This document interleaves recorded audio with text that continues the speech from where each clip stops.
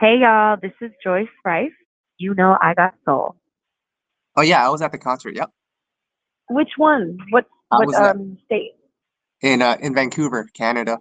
Oh, that was a great show. Yeah. It's like just watching that because I've like seen your live shows before that, but like just to see your evolution as a performer, the dancing, the singing, like everything, and just to watch that journey. Like I know it's been a long time coming, but just reflect back on the work that you've put in, up until that tour and just how that all went.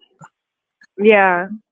Oh, wow. Yeah. I mean, whew, that tour was like really, really amazing. And it was an opportunity that I'm super grateful for because I really, at that time, wanted to just develop my live performances, like being a better entertainer. So that was such a perfect opportunity for me to do it. And it was very challenging because there were a lot of shows back to back, and I had never done that before. And I know that's kind of like the lifestyle that comes with touring. So it just really like made me more, I guess, skillful Right. and prepared for the future of my career.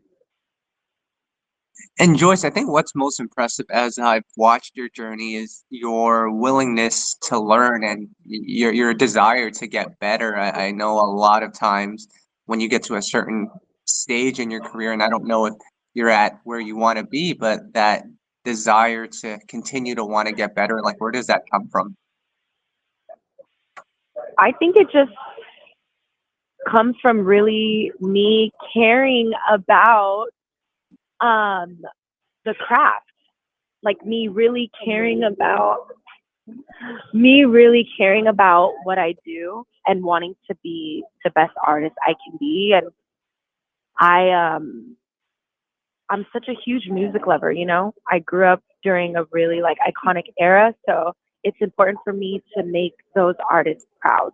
So there I could only just I need to just focus on doing my best and being the best. Yeah, and I think you're off to a great start. Obviously with Thank the debut, you. I told you this last year when the project came out. Overgrown, I felt like was one of the best R&B albums that came out last when it came out with you and D Mal, KAYTRANDA, you guys in the mix, Mhm. putting that all together. Yeah. So with that project and now coming into this new EP, like what was the mindset coming into this new one? Because I noticed the sound is a little more experimental. I know on Overgrown that was your time to kind of find your sound. So just kind of take me to that journey. Yeah. So um I feel like just this whole journey leading up to Overgrown and then working with D Mile and then putting the album out and just having so many great opportunities after that, it's really allowed me to become more confident, more comfortable, embrace who I am and know that people enjoy it. And I guess for this new EP, I just really wanted to showcase what else I can do and what other sounds I can do. Yeah. And as you know, choreography is so big for me.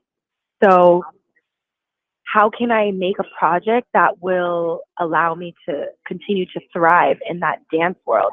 And so linking with KAYTRANDA, linking with Osanachi, and then working with Matt Keen again, we were all able to just make something that is an extension of Overgrown in a sense where it's still R&B and still, classic and feel good, but has more edginess to it, more flirtiness to it. And I feel like a bit more bounce and tempo. Yeah.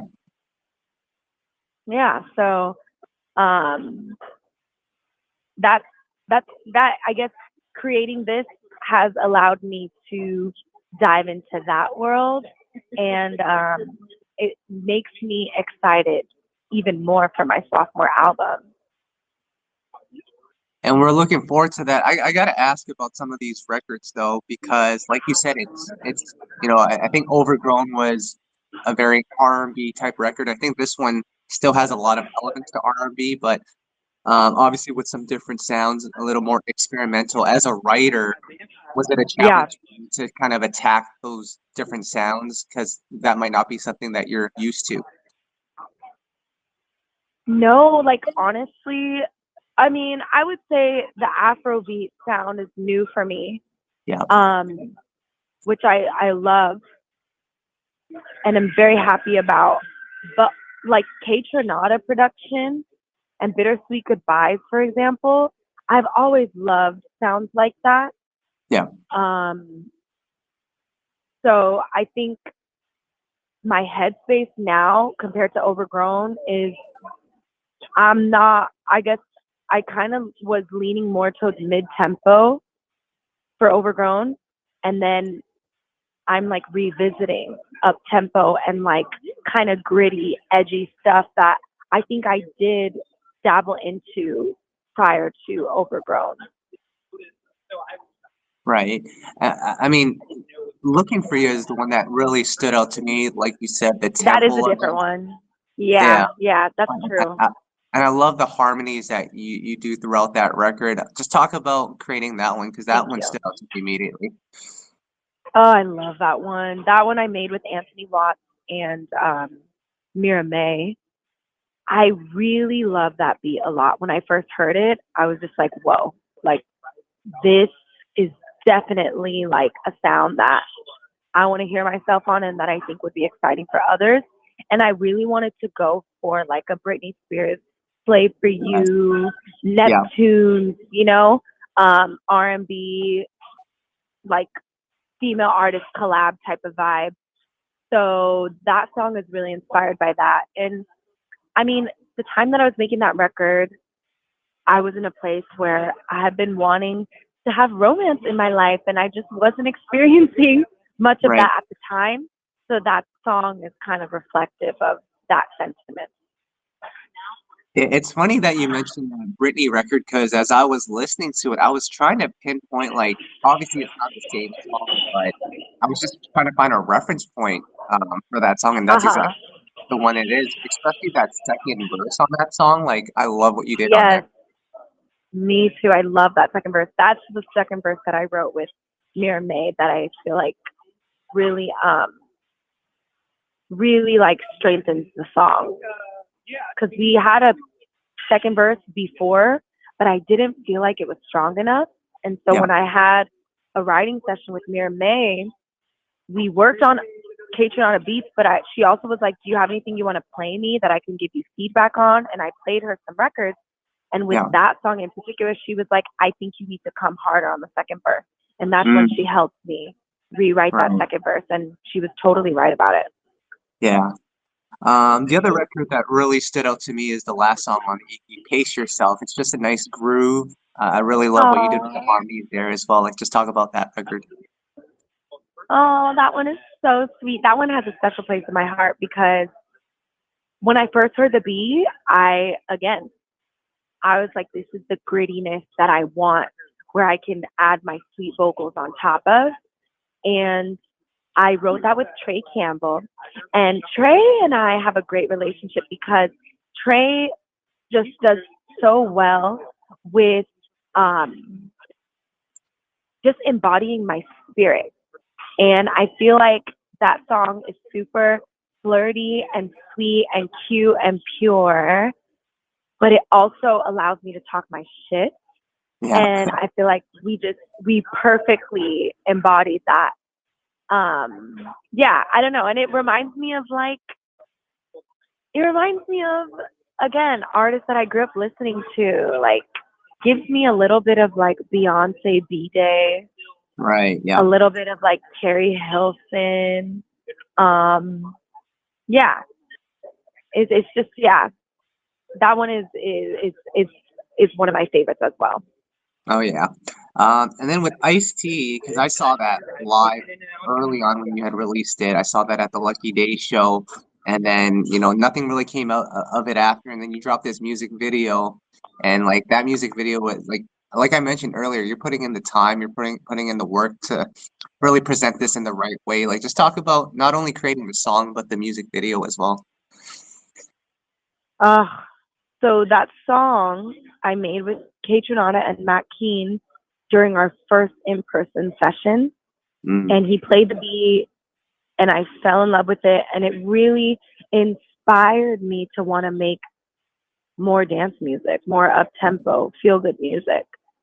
So I'm very, very happy that that session happened because it really just kind of put me in a new headspace, which is what created Motive.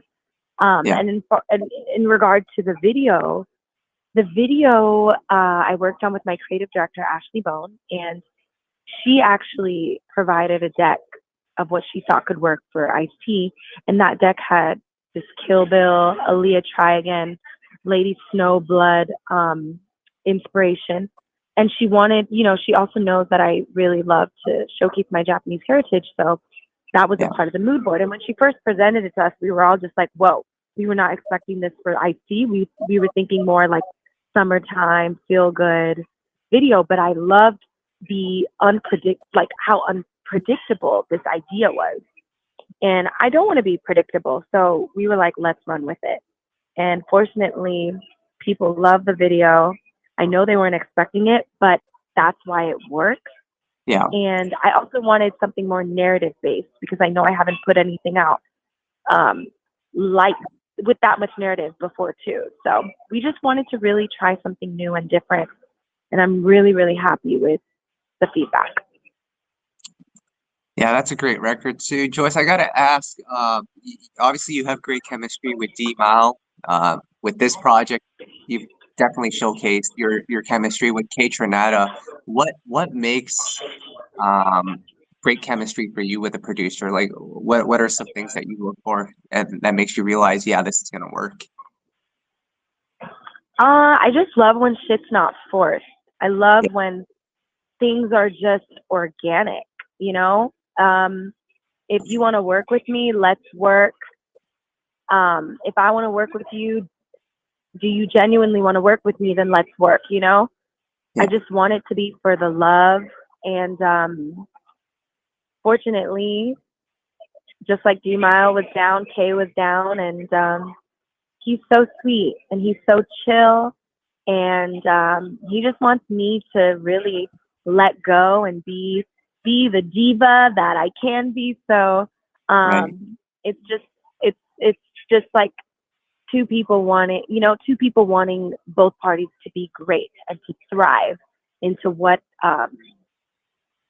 artists they need to be. And so that to me is what allows me to have these great collaborations.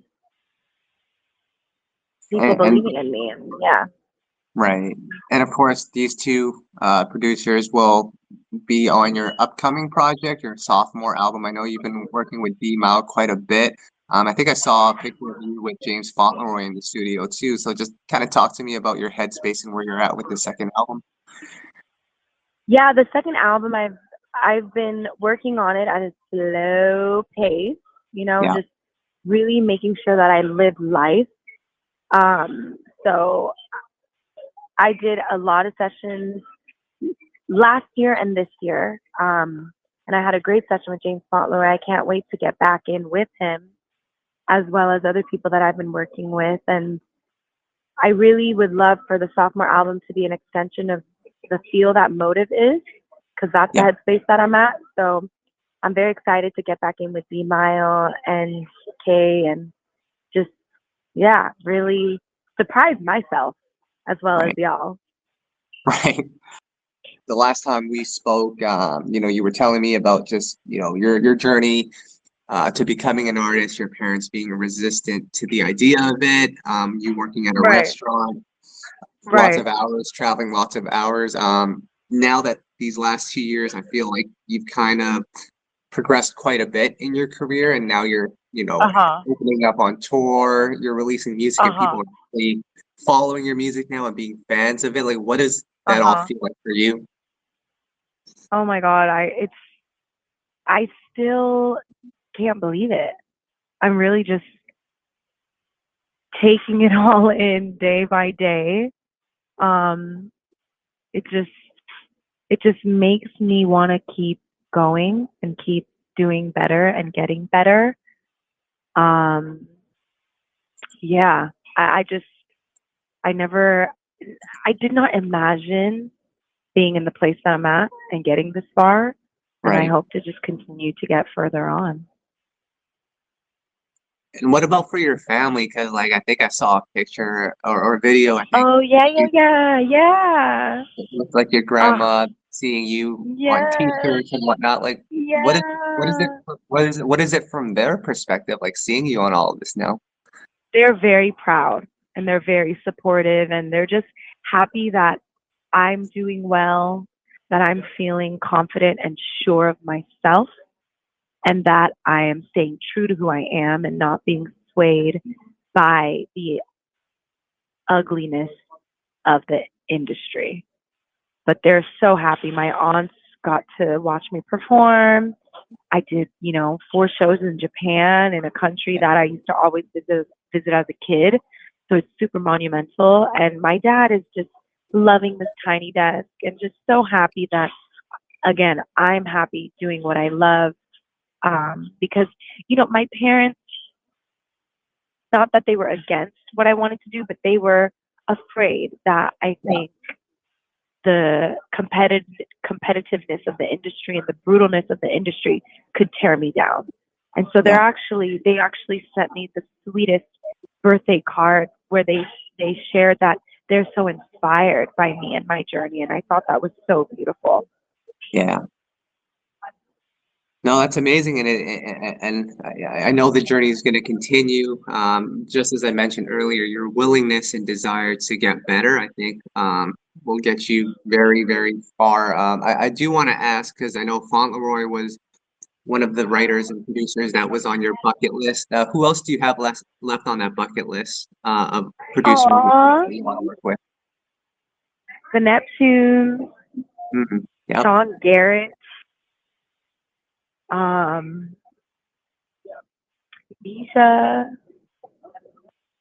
who else? The Dream. Yeah. Um,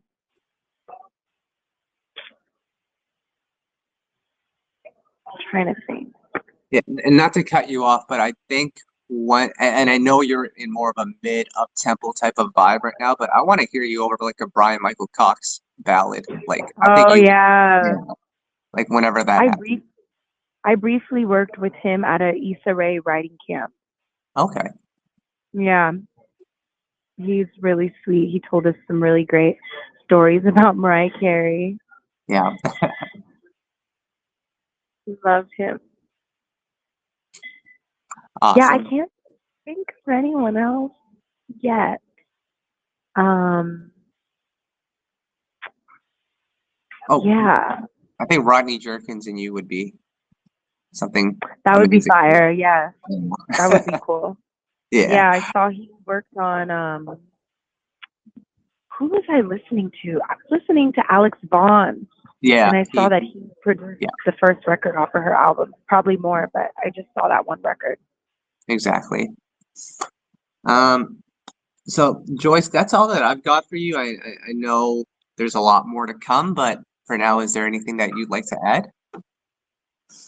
Oh, I just want to say thank you for always supporting me, and just like I feel like you're so knowledgeable about the community and the type of music that I do. So it's always very fun to chat with you about my music. So I really appreciate you taking the time out. And I look forward to sharing more with you and everyone else. Look, looking forward to sharing visuals for this new EP, as well as some new collaborations coming out, and yeah, just more exciting things that people may not expect from me, but are also hoping to see. I just can't wait to share more. So thank you. So thank you.